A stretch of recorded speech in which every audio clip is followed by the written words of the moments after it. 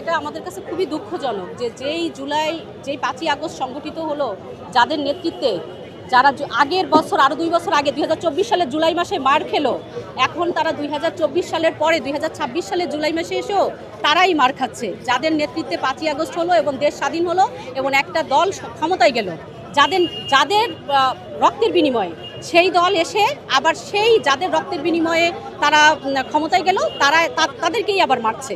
এটা খুবই কষ্টকর, এটা খুবই দুঃখজনক যে এনসিপির নেতারা বারবার করে মার খাচ্ছে। তবে আমরা মনে করি যে আমাদের জনসমর্থন আছে, এনসিপির জনসমর্থন আছে, জনগণ এটা মেনে নেবে না। আচ্ছা, আমরা দেখেছিলাম যে আওয়ামী লীগ যে কথা পাচ্ছে ঠিক ছাত্রলীগ যা করছিল ঠিক সেই বিষয়ে দেখা যাচ্ছে বিএনপি নির্বাচন দলের ভিতরে কি বলছেন আসলে? এই যে এক স্বৈরাচারকে তাড়িয়ে আমরা আর এক স্বৈরাচারকে নিয়ে আসছি মনে হচ্ছে।